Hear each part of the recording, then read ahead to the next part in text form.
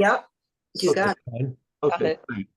So this is the second class on Lopez, and um, it is also you could say it's the two and a third classes because the first class you introduced yourself, and then I spent about 20 minutes, 25 minutes introducing Lopez and my own personal connection, which is relevant or irrelevant depending on how you view it. Um, Renee mentioned that I should make the point of saying that his name is Lopez, not Garcia. Okay. In other words, if you were talking about him in Spain, you would say Antonio Lopez. And the Garcia part establishes him as being one of the Lopez Garcias. So I think Garcia maybe is the mother's name. His mother's name, yeah. Yeah, generally that's what it is. So his name really is Lopez. Okay. And so in I just had a very quick start for this class, which are things that occurred to me during the week. Um, and I, I I find myself thinking of this class during the week. And so because I like Lopez's work a lot and I like the class a lot, I started to jot down things that I forgot to say. So the first thing I wanted to say is that he is not really well known. So if you ask people who know about fine art students, they might not know who he is, or they pretty much wouldn't know who he is. And in the exhibit that I went to in Holland, it was difficult for them to sell the exhibit in Holland because people in Holland didn't know who he was or is. Um, he would be what I would call an artist's artist. Um, there is an interesting direction in his work from older to more recent. And I'll try to go over that in terms of the landscapes. I think that's interesting. Uh, his work is informed by contemporary issues. I tried to talk about that last week, but I think that's an interesting and important thing to understand. So there are elements in his work that are abstract expressionist. There are elements in his work that look like collage. There are elements in his work that look like minimalism. Um, and there are elements that look like surrealism. Um,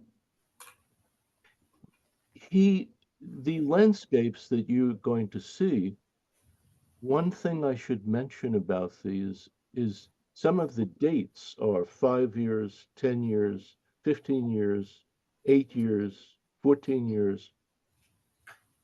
What I've read about this is quite interesting, is that if the landscape began in the winter, when the winter ends, he stops working on it.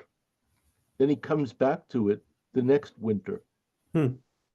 Then he comes back to it the next winter. Then he comes back to it the next winter. So if someone decides that in life, one of the purposes of life is to wait and listen, this is perfect, to wait and listen. So he starts in the spring ends, stops, comes back the next spring. This is very unusual. Um, um, as all good art does, or all great art even does even more, he takes you to a place that is new and different and unexpected. He is not reassuring you of the place that you know. Okay? That's not part of his agenda. So he's not warm and cuddly or stroking your back. He's telling you something that maybe you didn't realize or didn't understand.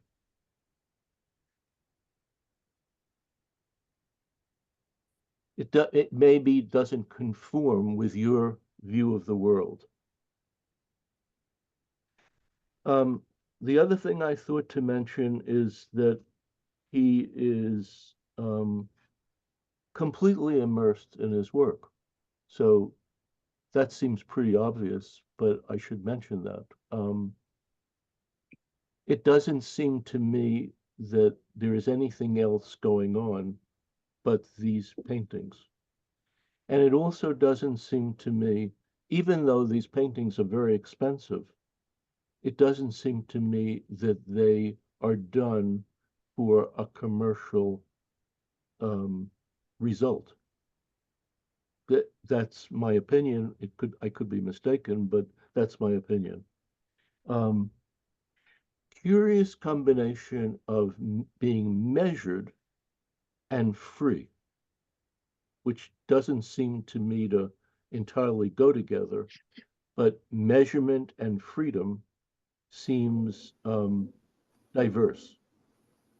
Some of his paintings are almost non-objective, but not. He seems always to be aware of experimentation and abstraction.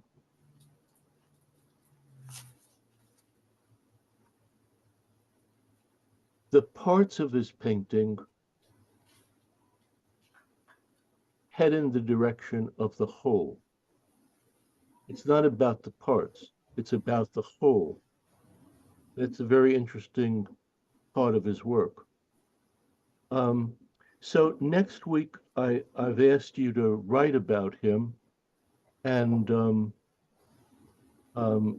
in order to do that and to have a visual counterpart, you should send me 2 images that are part of your writing. You should not write more than 4 minutes worth. So what I will do is I'll have the 2 images on the screen, left and right, and you'll have to tell me which is on the left, which is on the right. I'll have the 2 images, and then you'll read or improvise what you want to say.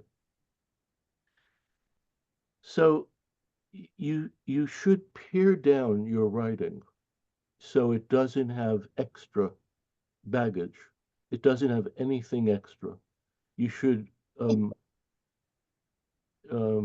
read it a few times and eliminate things so it doesn't meander. So it's 4 minutes or less tight. And then I want to say something about the writing, which is sort of obvious, but I'll just say it quickly. This isn't a class in writing. This is a class in looking. It's not a class in writing. Some of you write very well. Some of you are really feeling your way. Some of you don't have really a lot of experience with writing. But this is not a competitive class. So we're trying to interact with each other and enjoy each other's presence and not compete with each other. And if someone writes something that's very interesting, you might say to yourself, wow, why didn't I think of that? That's so interesting. And I think that's very good. That's when I see a painting or a drawing and it comes to me that, wow, why didn't I think of that? I think that's just absolutely wonderful. So you have to, you have to roll with the general movement and um, and no one starts really being a great writer or even a very good writer. they start by trying, and then they learn something, then they read something, then they write, then they read something more, and their writing changes. So, but the slow looking is the theme. The looking is the theme, looking and seeing. Um, so I want to go to the images of the landscapes. Now, I thought of this class as sort of an imaginary exhibit of landscapes. There are some pictures that start which are not landscapes, and I just put them on because they they were an afterlude from last week. So that's my explanation there.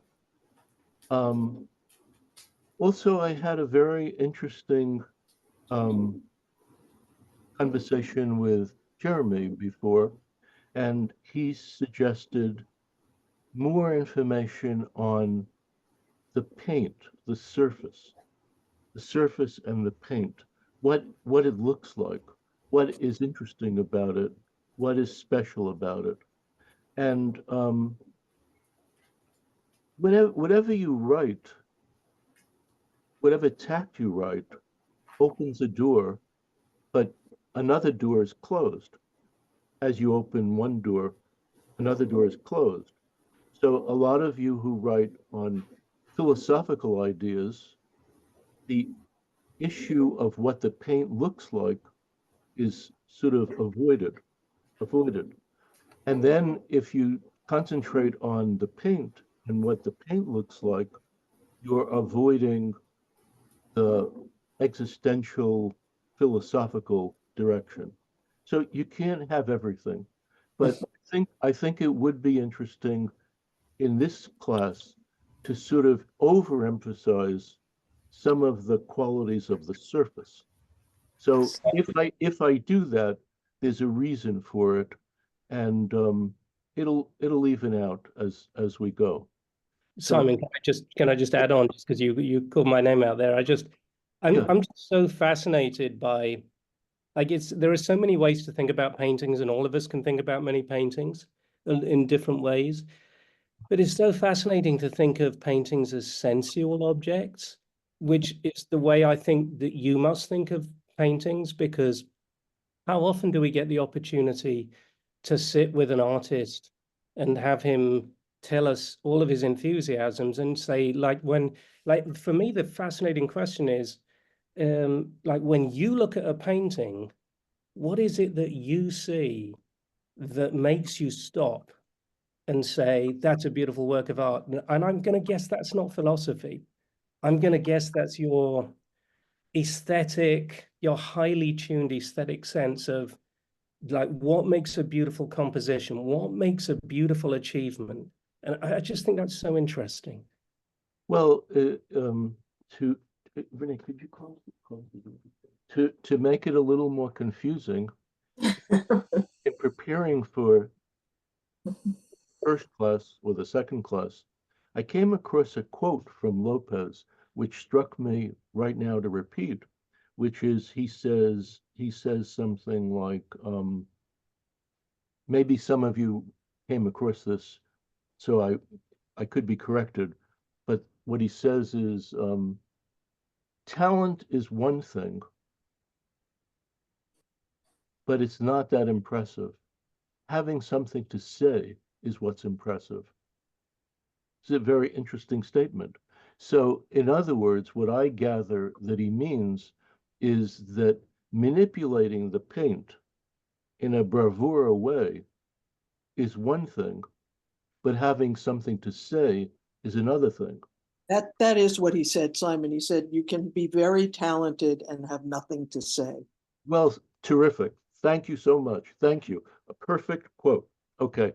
So I think what he's saying there is that the manipulation of the paint is heading to X. And X is the ride we're on.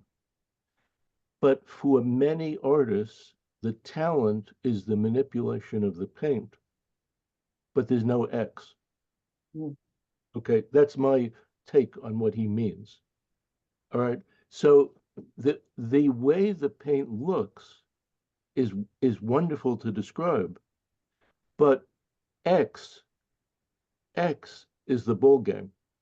Well, Simon, he also said in the same interview, the work is made to transmit emotion. Yes, that is very, very interesting because for the longest time, my take on his work was that it is cool, cool, not not like bebop cool, but not hot, cool, withdrawn, diffident. Now he describes it as emotional. Okay, that's a very interesting way to describe it because I I wouldn't think of it like that. But I think what he means is engaged, maybe, or involved, uh, heat in a sort of heated Spanish way. But And, but Simon, this gets so incredibly complicated, no? right. Can I Yeah. just add, can I just push you and just say, like, I think what's really fascinating is how do you see that? How do I see that? Yeah. How do I see what he's saying? No, how do you see it in the work? Uh, That's so interesting. I don't, I, I'd have to think about that, how you see it. Um, Because we're just looking at pictures, but you've got this incredibly refined eye. yeah. Thanks, Renee. Um, well, I, if I was looking at a picture and I would say it differently than Lopez, I would say, wow, it's so well done. It's so well painted. It's so rendered so beautifully, but it doesn't go anywhere. Okay. It doesn't reverberate to me. That's what he's saying. That's Mhm. that was the quote that Carol repeated. So I would say it differently. I would say it like that.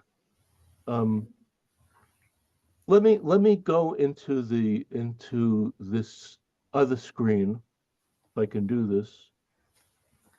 Okay. Ah, so this is the file that will keep getting enlarged. So really, you only have to look at it, let's say on Thursday or Friday after each class, and you'll see more images. I think some of you don't know this, or many of you don't know this, but this is Dean's machinations, and he did a great job here. So we're going to start with this picture. Last week, I showed you um, an image of the sculpted head, and I said that I couldn't find an image of the full figures. And then I found this image, which struck me as wonderful by itself and wonderful to show you. So this is an image of Lopez walking in between these two sculptures. I've seen these two sculptures at the Reina Sofia Museum. I think they're in a room with works of his. Not a lot of works, but maybe 8 or 10, but they are accumulating more of them. So you could see the man is over life size and the woman life size, or both life size. And uh, and I think Lopez is the man is starting to look like Lopez, or Lopez is starting to look like the man. But you could see he's kind of small. He's about, I would say, about 5'5", and a big head, very, very strong head. Uh, the next one is this picture, which I found this picture and I wanted to show it last week, and then I realized that it was about 1 inch wide, a very, very tiny, tiny image. And I didn't want to put it on the screen. In looking at for the landscapes, I found this image, which was this size, and relates to a certain period in his work, which I like a lot. So I thought I'd show this to you. I put it on a group with a grouping of pictures, send it to Renee, send it to Dean, and maybe a half hour later, Len, one of the students, Len, sends me this picture. Okay, this is one of the 2 pictures that he wants to talk about. So this is an interesting coincidence. Okay, so we're going to now start with the landscapes, but before we get to the landscapes of Madrid, this is a landscape that Lopez did of New York. Hmm. And I think this really is spectacular. So the paint quality here, this is really painted. It's not thin. It's it's um, it's meatily painted, painted like meat. No, not painted like meat. It's centrally painted. Um, it's painted on a wood panel. The paint is built up in various areas, and it rotates out and above into an almost non non-expressionist abstraction going towards the top. The paint looks like clay. I've been told, I remember reading something about how he used a blowtorch on his paintings and burnt the paintings. I can see it in here. It may be in the middle, around here. Um, so then we're going to go to this one, which you saw already, but would be a great, interesting painting in an exhibit of cityscapes of Madrid. We talked about this already, so I'm not going to say more. But again, the paint is kind of applied with a palette knife, maybe some brushes, but a lot of palette knife. It's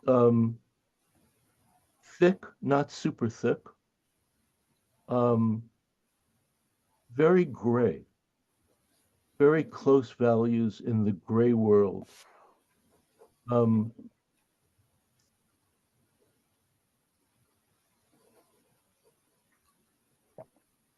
okay.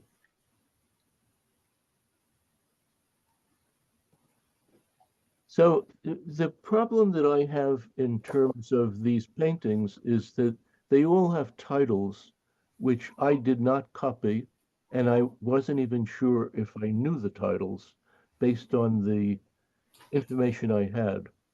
But I think this is something like La Gran Via. And in a number of these paintings, the paintings are set up so that there's a large amount of space in the front, and then the painting, the actual painting, or not the actual painting, the scene begins halfway up or even further than halfway up. It's an interesting composition, interesting idea for composition. Again, very, very gray in value, very close values. Yeah, you may have noticed he used some device to measure out things, which is a kind of compass and a stick. I I believe he holds the stick at arm's length and close to his eye and uses that to measure distance. The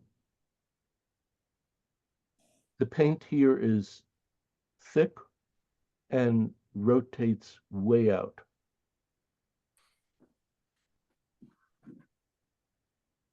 In the front, Simon, what do you mean rotates way out?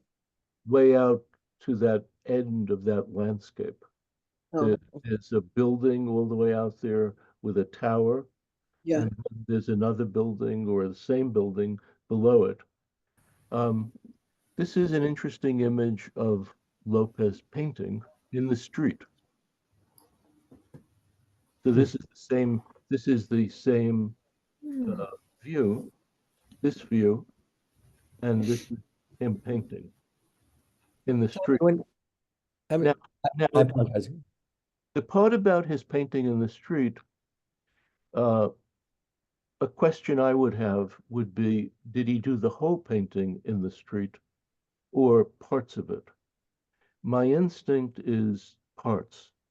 My instinct is he did some drawings, he might have had some photographs, but he needed the closeness of this scene to cogitate in his brain, to give him the right gray, the right tonality.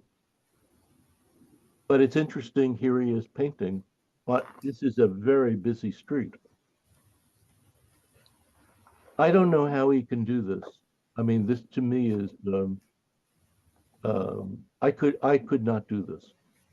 And then some you'll see later on, some, the paintings are very large. I don't know how he could do that. But this one is in the street. Others are above a valley or out a window or, but at some point he's right there. Okay, I'll go a little further, then I'll take some questions, but here's some more. This one is not focused well, but I thought to include it anyway. It just seems to me to capture a certain surrealism in his work.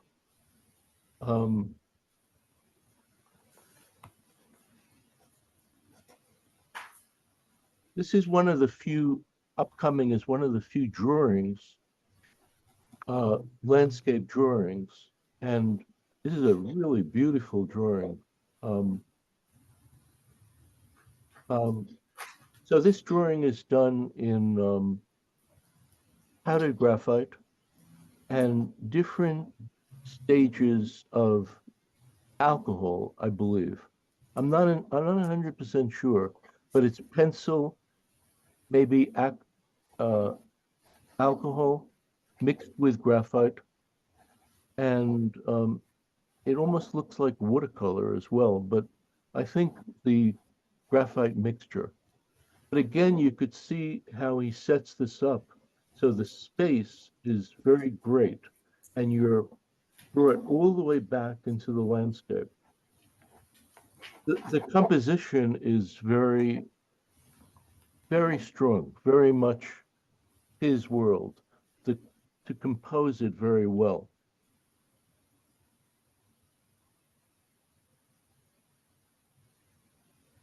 Does a number of paintings of night scenes in Madrid.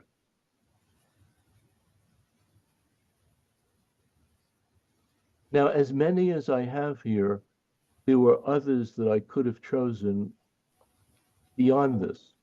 So when you are considering what to show next week, if you find something that I didn't include, please use it if you want.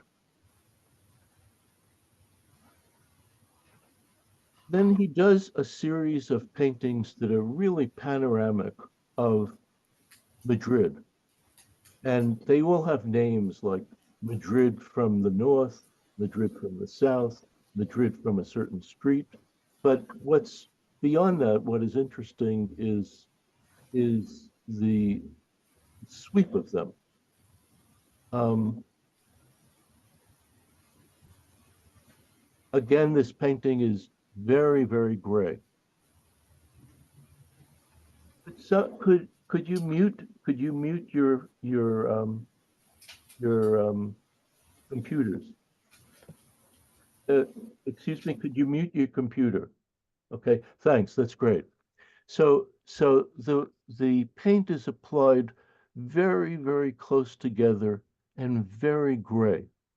Um, I have a detail of this, but that's my instinct about this. Very close values and very put down side by side. And when you look at this up close, the light starts to become just paint. In other words, it just it loses the definition of a landscape. It just becomes splatters of paint. And there's another artist who does things like that, who is Spanish artist Velázquez. So in Velázquez's paintings, you would look at it from 10 or 12 feet back, and then when you go up close, it starts to get blurry or disintegrate a bit. And I think that that has influenced Lopez. Um, am I, Jeremy, am I doing more in that direction? Oh my Lord, personally, I'm loving this. Simon, Okay. it's absolutely Okay. fascinating. Okay, great. Um, let me show the detail, and then I'll take some questions or thoughts. So this is a detail. It's a little cockeyed, the detail, but it's a detail of this section on the right. But the detail is interesting because you can see that these are shards of paint.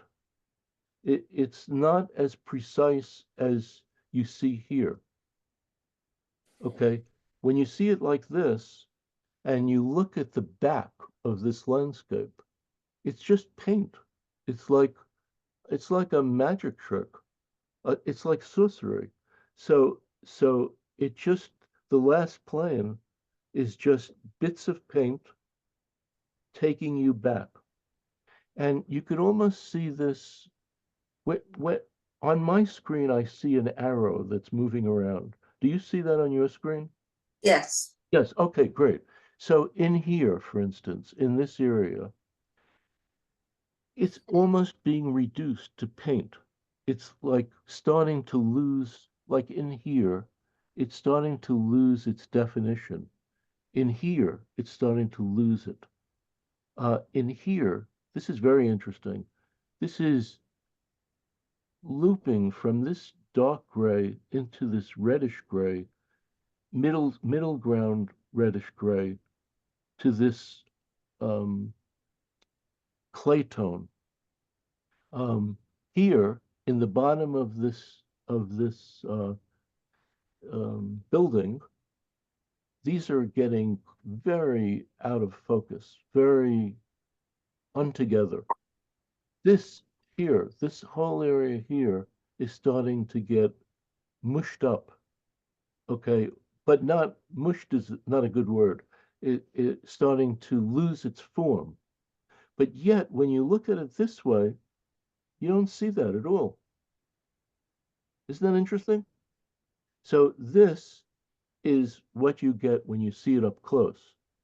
And so there's a visual push and pull here that I guess I'm trying to find the words to explain, but it's difficult to explain. Here's another area. Look at this one. Look at that area. This looks like a park or an area of a lot or a park, but look at it in here, here, here.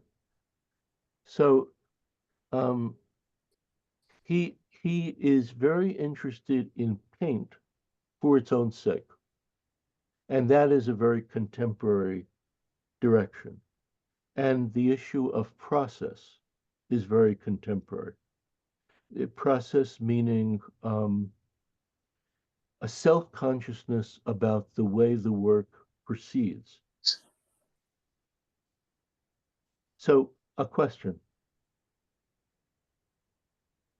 In some of these, well, most of these landscapes, as opposed to the ones that are sunny and looking in the distance, it feels like to me that it's early in the morning and it's a very cloudy day. But I think of Spain as being sunny. You've been there, right? So are the mornings like this? Are there times like this?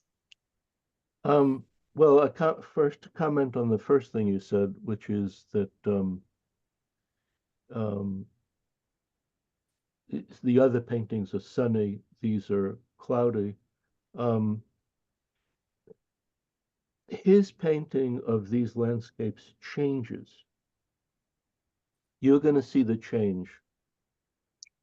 These paintings are thicker. The most recent ones are much thinner. Okay? These paintings are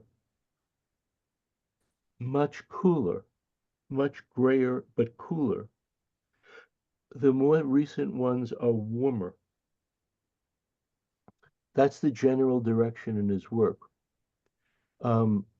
These paintings are very complicated or complex. The more recent ones are more simple. Okay? These are more surreal. The more recent ones are more naturalistic. Okay? So the usual direction in an artist's work is from myopic to abstract, from looking at incredibly detailed ideas to becoming more and more abstract. In artists that have lived a huge amount of time, that's the direction, but even just generally. So, for instance, in the work of Titian, who lived to be 90 or 95, his early paintings look like Bellini. They're very tight and naturalistic, and then they become more and more abstract as he goes along. In my opinion, that's the natural direction. So I am a bit surprised to see what Lopez is doing, because it almost seems like some of these surrealistic paintings should be an outgrowth of a more naturalistic way of looking. In other words, it should almost be reversed. But this is the direction that he followed. And you'll see this more in the paintings. Kathleen, am I being clear? Yeah. Yeah. Is there another question? I had a question, Simon. This is Chuck. You referred a couple of times to the thickness or thinness of the paint or other references to the texture of the paint. And I'm wondering whether that's something that you know from having seen the paintings in person, or whether you're able to read that from the reproductions. After you see a lot of paintings, you can read them from the reproductions with a caveat. And the caveat is you could be mistaken. Okay? But probably 80, 90, 94%, I could read this and say, this is thickly painted. Sometimes you end up being surprised. Okay? But you can read this. But still, even with being able to read this, it's so different in person. So anytime you're fairly close to seeing the work in person, let's say you're an hour away or 2 hours away, and you're really keen on something, my suggestion is just go and do it, see it. Like, for instance, where I live in Brooklyn, to get up to the Neue Gallery, probably takes an hour. Hmm. So yes, I want to see it in person. There's an exhibit that's opening of Egon Schiller's landscapes. Well, yes, I'd like to see it in person. This doesn't do enough, but it does something. Yeah. I'm going to Chicago next week to see the Paula Modersohn Becker exhibit that was at the Neue Gallery, which I missed in Oh, New York. that's terrific, terrific. You know, I have a favor to ask you of this. Sure. I saw Sure. someone posted some images from that exhibit on Facebook, and I pulled them out for the class. Now, I was just about to write to him and ask him a favor. In the exhibit in New York, you could not photograph those images. Huh. So I think he photographed them in Chicago. Maybe they didn't have the same restrictions. Okay. Uh-huh. So could you photograph, especially the drawings? Yes. Yeah, that would be great. Hmm. So when are you going? Next week, I'll be at the Art Institute on Wednesday next week. That's Oh, that's why well, I won't be able to be in the class next week. okay. So I'm gonna make sure that if you could send me those, then I'll have it for when I do that. Sure, delighted. Okay. Okay, great. So does someone have a question? Yeah, I have a question, sort of a follow-up. You mentioned Titian as an example, how his work evolved over time, Yeah. and also with Lopez. But uh, one of the factors, and I wanted to ask you about, is the factors that cause that. That is outside factors, and one artist that comes to mind is Goya, because his work changed and got more violent, but that was in part to his surroundings. So for Lopez, is there something that happened in his life that made those changes? I don't think so. I don't think so. But I thought you were going to go in a different direction. Oh, But if I could, I would say that you will see discussions of El Greco where they'll have a doctor's report on the eyesight of an older person. Okay, this is very interesting. The eyesight of an older person is less myopic and more farsighted. Okay, so they're using that to explain the progression of an artist's work. That that that is true, but not totally true. But that is true. Simon? Sorry. Yeah, but it's an interesting thing to say. And your of course your point about Goya going crazy is also very interesting. Ron. Yes, I was just going to comment. Very interesting that this movement from precision to abstraction.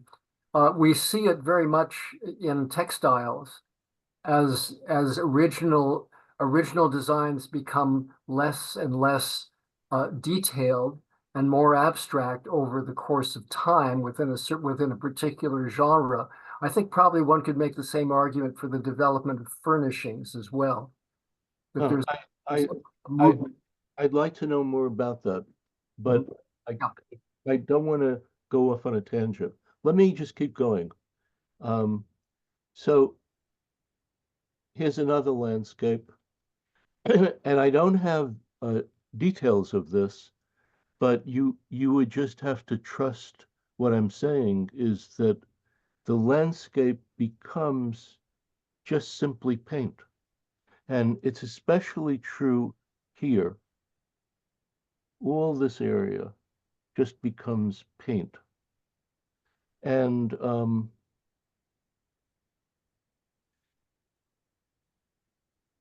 so, for instance, in here, in this area, it's it's the world, but it's also painted. And it's painted beautifully in the grays. Here, this area is very gray, very close values, very together. Here it's getting more abstract. Here it's getting very abstract. Here it's being reduced just to paint. And here it's on the horizon. These paintings are large. So this painting, if I was guessing, I'd say this painting is 8 feet wide. And this one, 8 feet wide. So this is the next one. Hmm. So now this one is Brighter. perhaps a little photographic to me. But if you are brought along by his work and his aesthetic, you just brought along, period. But there's something maybe a little too photographic about this in a way. But if you look at this area here, you have the same thing that I'm talking about. All these grays that are just very subtle. Same thing here, this area here. All these grays, very, very subtle. And when I say painted, it's really painted. It's not thin. Okay. Okay. This one is very interesting, this painting. So this painting was enlarged from a smaller painting. Where it was enlarged, I'm not sure, but my instinct might be that maybe the painting was this line to this line, Mm. this to this. But I'm really not sure. But you see the lines, they're added pieces of wood. Yeah.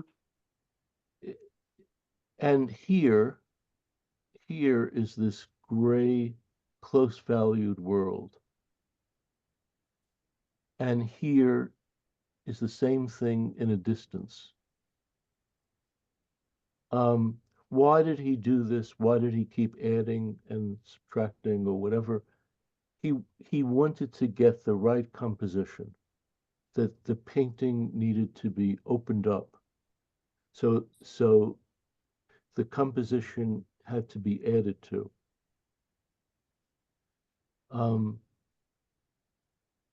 This one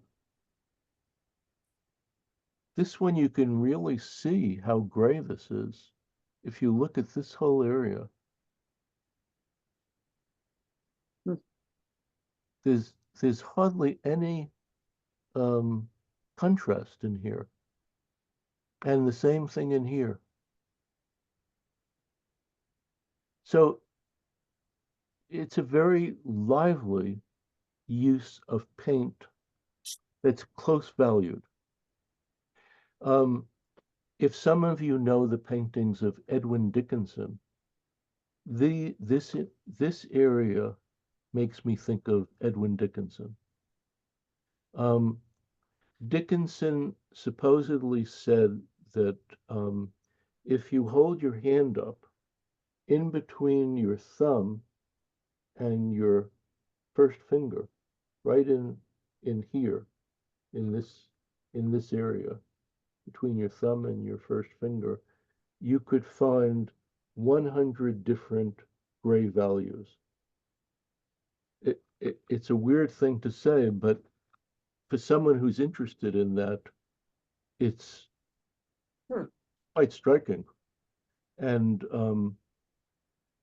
this is a tour de force of grays. Here's another one. This seems to be earlier, but you see, you get this whole area in here that is very similar. In here, my instinct is the paint is a little thinner. This is earlier. Now, all these slides got mixed up, so just one of these things that happened. This is more recent, and Oh, and you could see his paint is changing. It's less surreal, warmer, maybe thinner, but still these grays are very interesting together. And there are many of these paintings. It's amazing how many there are. And later you'll see some images of the paintings in his studio. Now this one was a particular favorite of Renee's. And one of the things that she liked about it is very interesting, is this whole part in the front. If you put your hand over the top of this painting, this whole part in the front very abstract. is like an abstract expressionist painting. There's, Mhm. it's just completely color, completely abstract, but in his world, it is the foreground for part of the landscape. I think that's fascinating. It's very interesting and hard to uh, to bring those two poles together. Hmm. This is not a very big painting, and this painting I've seen a few times. This was in the show in Holland. Then going back into here, all of this is exploding into paint. So there's very little here that tells you it's a landscape, but there's just enough. In a like manner to this painting, which I took out of one of the books I have, I couldn't find a reproduction of this, but this was in the exhibit in Holland and in other exhibits that I've seen. So this painting looks almost like a Chinese landscape, like Chinese art, like seen from a helicopter looking down. So in here, though it's not really gray, the values between all of these are so close together that it's really an act of sorcery that you could pull this off. So close together, it's almost like an object of meditation. And here it looks to me like the beginning of some city or some kind of settlement or something. I think also at one point I noticed a piece of newspaper in here, somewhere stuck in here, that he either left or forgot about. This is quite a large painting. It's about 80 inches in width. And this one is about 8 feet wide. So these early works are more surreal, as you can see, almost maybe influenced by Chagall or whatever, maybe not Chagall, I don't know. But my first connection with his work was this world. So I ended up being surprised as to where he went.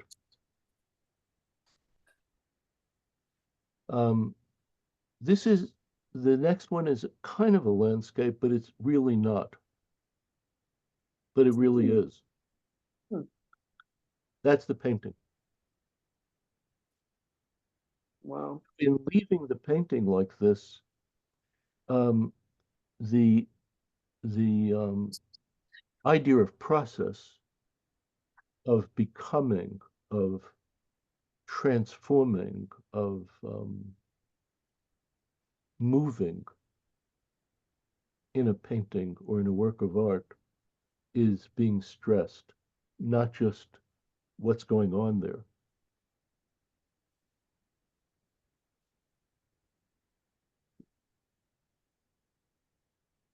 This is a very interesting one,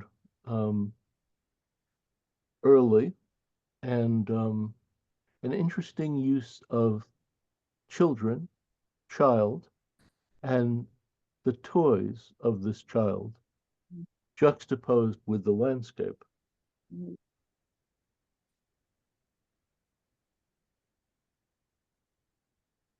The paint is very thick and dry, not liquidy.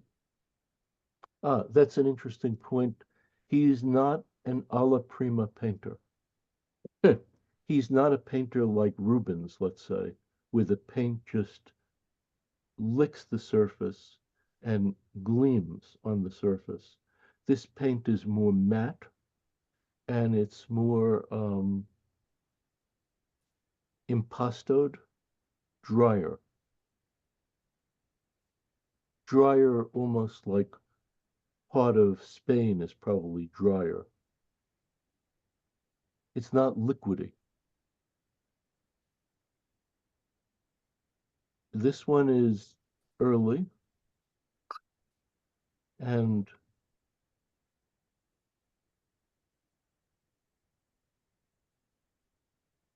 okay. And this one I believe was done at the same time.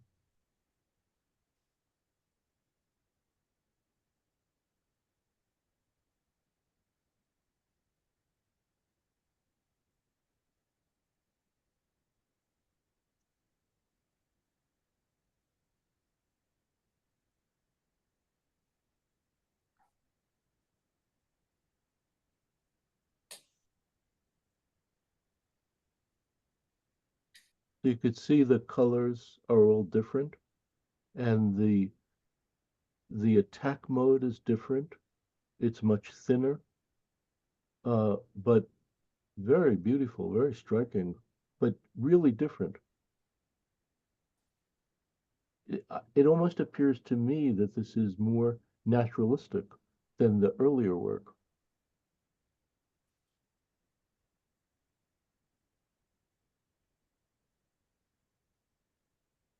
You can here you can see the size of this painting, and you can see that distance, this distant area in here is being reduced to just simply paint.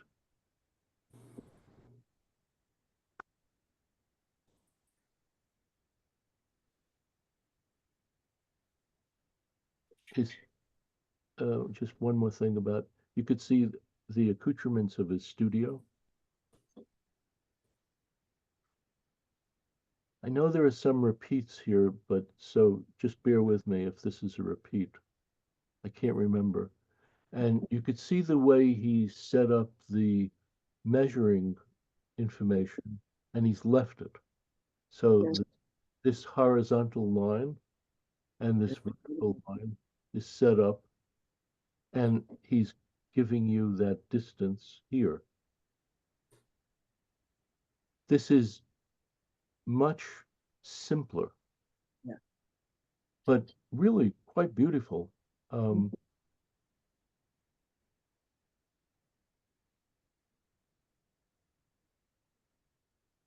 He appears to be using a photograph here. Mm. It could be. It could be. Yeah, I would think so. Yeah, yeah. Yeah, Um, below the painting on the easel. what's that? There is the photograph down there below the painting. Yes, yes. He's rebelling against his uncle. Uh, this is, I think, behind his house where that film was done. This is a landscape of that area. I think it would make an interesting exhibit of these landscapes. This one, I think you saw already. I'm not sure. No, No, okay.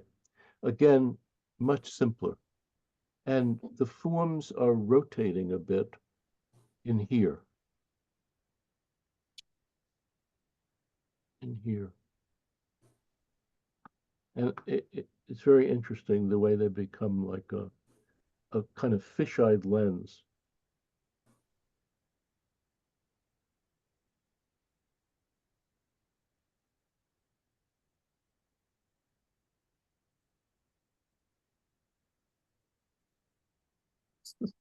A great image of his studio.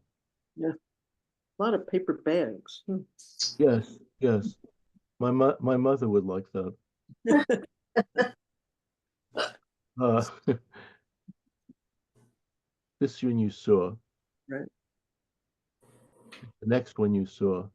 So this is a very large painting. Very, very large. I mean, I can't even remember the height, the width, 14 feet, maybe 13, 14 feet. This, the painting is quite photographic to me. But from the first time I saw this to the most recent time, this really grew on me. And just an amazing tour de force of painting. All of this area is beautifully done, and this part as well. And it's handled in a thinner manner than usual. Again, I think that this painting expanded from this area downward and out. This is a very interesting photograph. And what's interesting to me about this is he almost has become a painting. It almost feels to me like he's not a real person, but a painting. Wow. That would be interesting to be able to paint yourself into reality. The tones on him are so close to the tones in the painting. And look at this one. Well, this one, Simon, But wait a minute. Yeah, go ahead. looks like he's standing on that porch, on that terrace. Yes, yes. But look at this one. Everything in this painting is, everything in this uh, rectangle is a painting except for him. Right. This is really odd.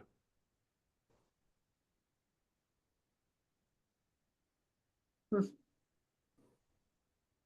You could almost walk into this whole thing. Right. So the last one I thought would be this one, which seemed to be a good point to stop. Mm. So this seems to me to represent both him and the beautiful woman that was His wife. behind him, and his wife and his friend and uh, mentor and lover. It's a beautiful photograph, I think. I can't imagine that he did this every day. I mean, I don't know enough to say, but it would be hard to imagine that. But he must have brought this back, worked on it, and then came back another time, brought it back, came back, but only at one time of year. So maybe it was January. So he stopped in January, and then he continued the next year. Um, okay. Any questions or thoughts? I have Simon. Oh, sorry. Yeah, yeah, Frank. I was just gonna. I was curious if there were any more kind of similarities or comparisons made with Velázquez. Where else do you see Velázquez kind of popping up in his work? And I think it's a certain reticence, and mm, it's inside the painting somewhere where he is. It's hermetic in some way. he doesn't reveal his hand. Oh, nice. But there's probably more, but that just comes to me quickly. What do you think of these landscapes, Frank? Uh, I think he has this incredible ability where your eye, after looking at them, takes the painting with you. So that, and Proust talks about this a little bit, where when you're now out in the world, you're seeing it as art.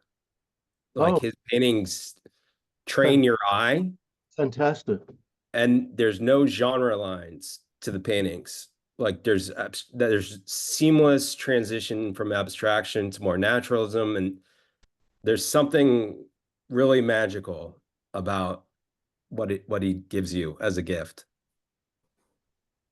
So if I was paraphrasing this, I would say you're seeing his painting outside in reality. Yeah, once you leave them, you're now seeing the world, and it's not like a possessive way where he's kind of taking over your, hijacking your visual system. It's just a gift. It's a real gift that he's giving you. Any other thoughts?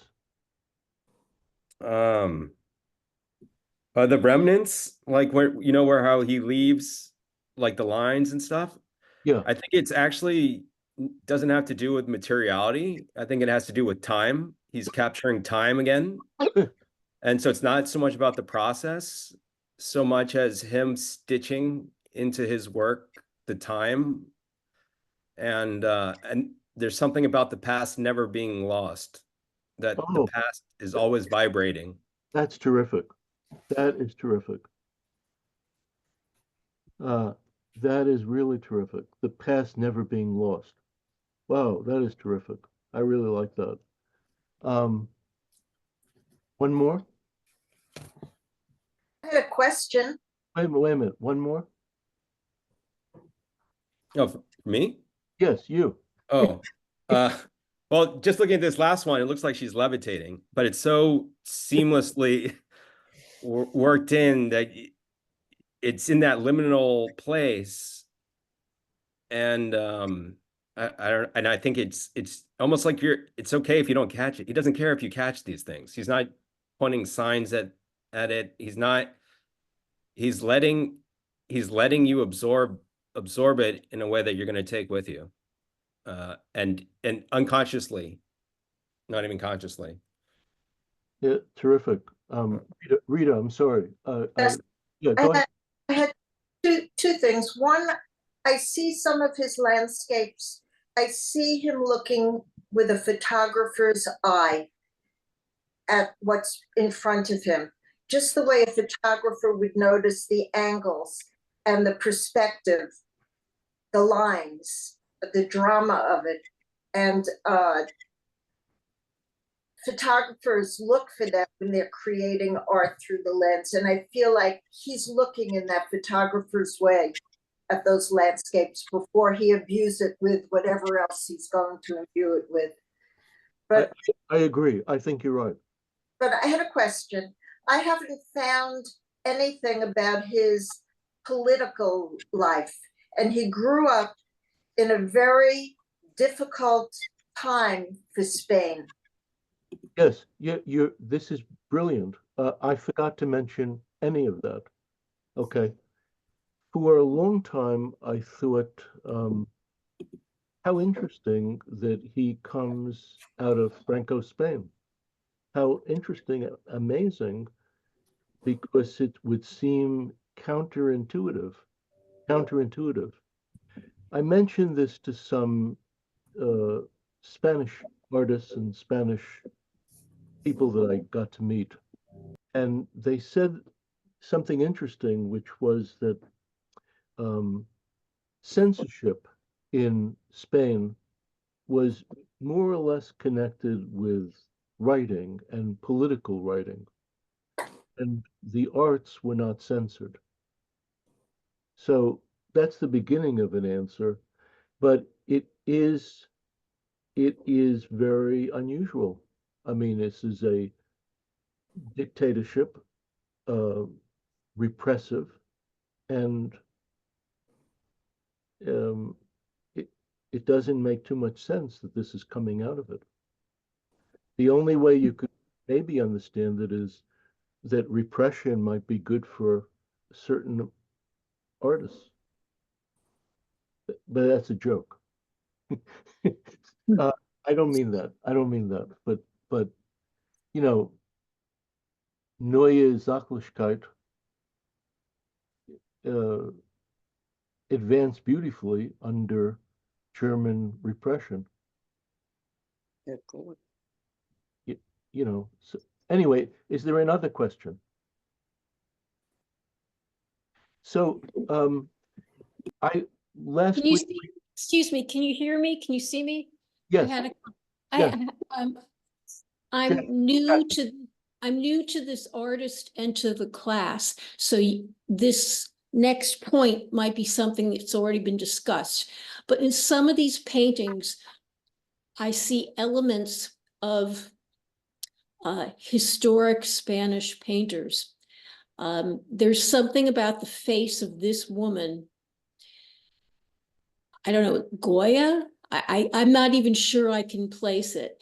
And then there was one painting we were looking at before where there was something about the sky and the something kind of clouds kind of floating up in a way that also struck me as coming from some old Spanish painter. You know, little bits in paintings that are otherwise full of a contemporary feel.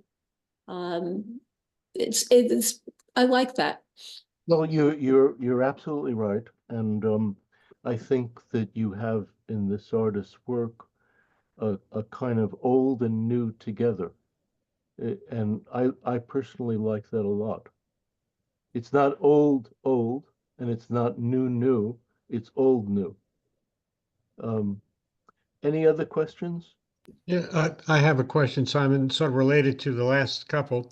Well, two. One, actually, one, do we know whether he studied photography or was close with any well-known photographer? And the second one, as you had mentioned earlier about the exhibition in Holland, about a lot of people didn't know him and to get people to come. So why this sudden interest in him, even though he came out of Franco, that's a long, long time ago for his art just to sit there and be no interest. I was trying to put all this together, how this happens. Yeah. I don't know if he studied photography. I think that I don't think what Rita means is. I think what Rita means is that there is a photographic eye or the photographic sense of abstraction and the photographic sense of a rectangle is present in his work. I don't think she means it's photographic. I don't know if he studied photography. I would think that he didn't. And his work, I would not think of as being photorealist. Two that I pointed out, which will look more photographic, I think in certain ways they're less successful, but they're very good, but they're maybe less successful. What was the second point you made? Yes, about his being well known, because you said mentioned in Holland, Yeah, and then it's been so many years since Franco. What's happened in the meantime? Yeah, no. He is well known amongst people who, an inner core of people who know about art. But if you know a little about art, you might not know him. But if you know a good deal about art, you would know who he is. But I am always surprised by, say, figurative artists who don't know who he is. And so his reputation is not the same as, say, someone like Lucian Freud. That's a bigger reputation. but it's a fine reputation. It's just not as much as it should be or could be. Uh, the the part about Franco is from many years back, okay? But Franco and his influence continued when Lopez was very young, all through maybe until he was 20 something. I don't know when Franco died, but Lopez must have been, maybe Franco died in 1960. I'm not sure. If someone could look that up, that would be nice to know. But It was mid-70s, Simon. all right, mid-70s. So mid-70s, Franco steps down. Born in 36. He's born in 36. Mid-70s, Franco steps down. So we're talking about the first 40 years of his life. He's now 88. The first 40 years of his life, Franco is a force in Spain. So the question that Rita made, her question is, I should have brought that up to start with, which is that how does he do his work within this world? And Well, the kind of answer that I received, I'm not sure if it's the totally correct answer, a kind of answer was that the censorship was not in the fine arts or Simon, in drama or in dance, but was in writing, political writing, newspaper writing, propaganda writing was censored. The same thing is true in Iran, by the way. In Iran now, which is a dictatorship and run by a theocracy, there are filmmakers in Iran. This is totally amazing. There are filmmakers in Iran who are full of independent spirit and life, and their films are of the best films that are being done now. And I thought the same question. How do they do it? I mean, it's really beautiful. It's a triumph of the spirit. But in Iran, it's even worse than Franco. I mean, this is, really oppressive. I don't know if there's a good answer to your question.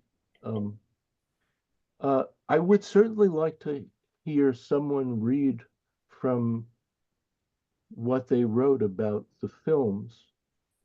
Would someone like to read, or should I call on someone? I wrote a little bit. I'll read. Oh, Lucia, go ahead. So I have a few thoughts before I read this as someone who's lived under a dictatorship.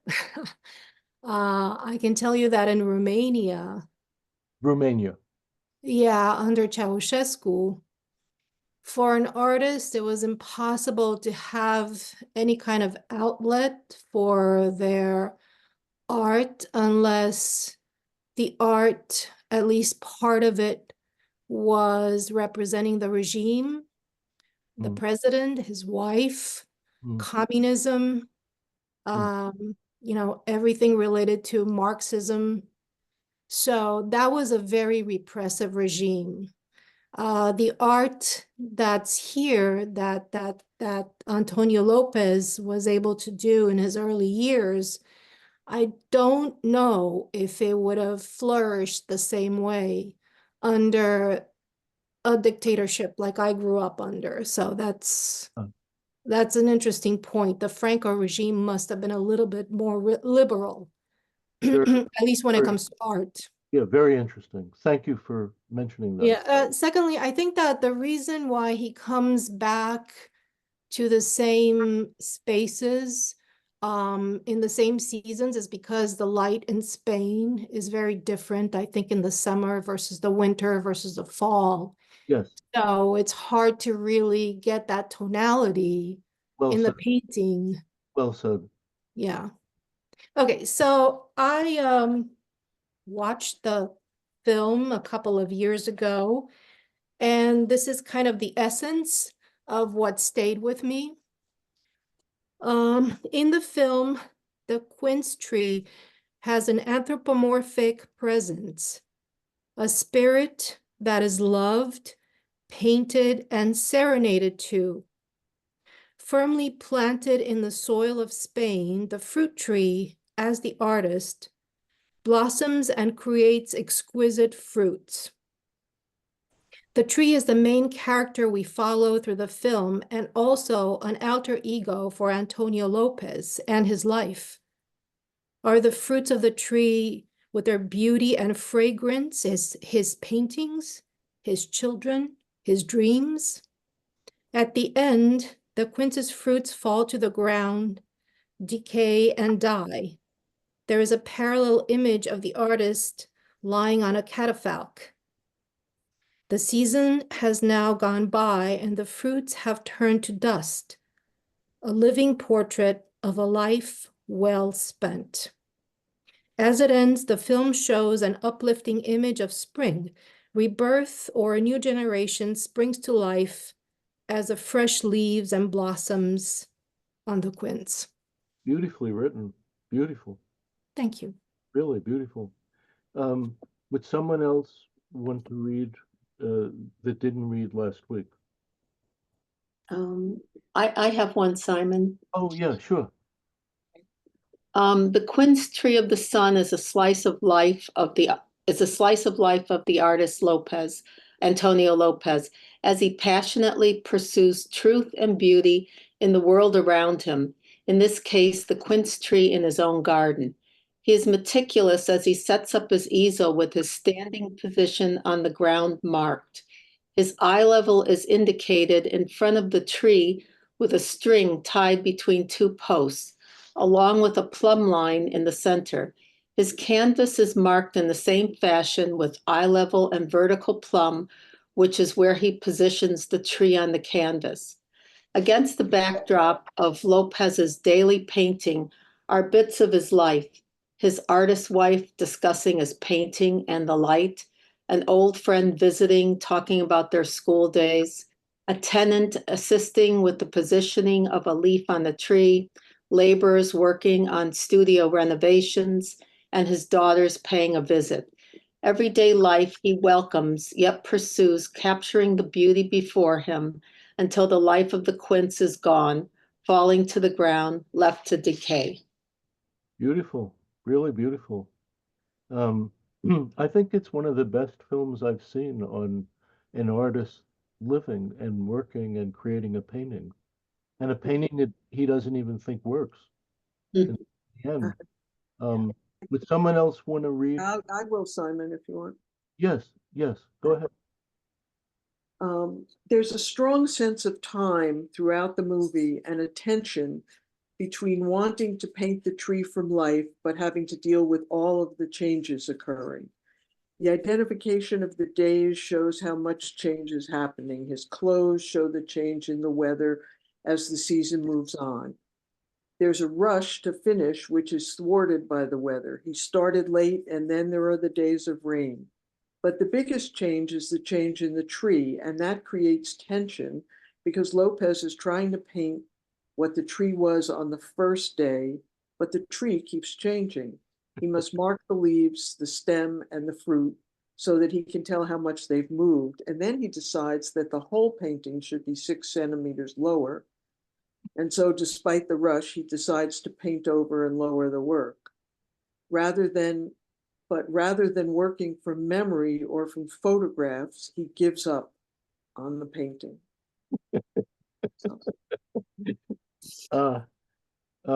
Would someone else like to read? That's very good. Simon, I have a poem that kind of says everything.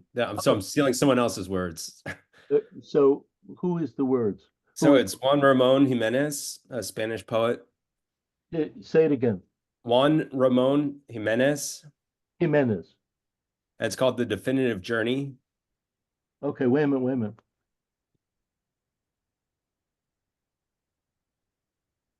Okay.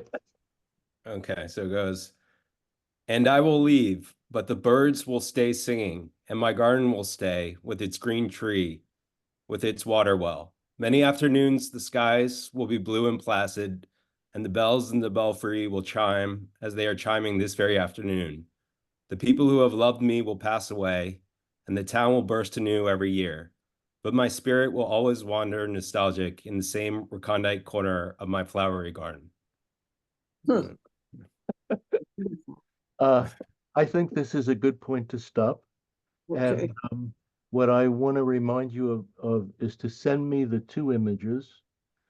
If you don't want to send one that I gave you, you could send one that's another, or 2 that are another of Lopez, and to write simply and austerely, not more than 4 minutes, and try to keep it not meandering. And if someone of you want to read what we're not getting to tonight, we could get to it next time as well. This is a wonderful class. It's brought a lot of inspiring thoughts to me, and thoughts of my own big circle. And really thank you for you're so seriously involved. It's just great. So we'll see you next week. Thank you. Have a good Bye. Thank you, Simon. Bye. Bye. day. Thanks. Good night. Good night. Good Good night. night, Simon. Goodbye.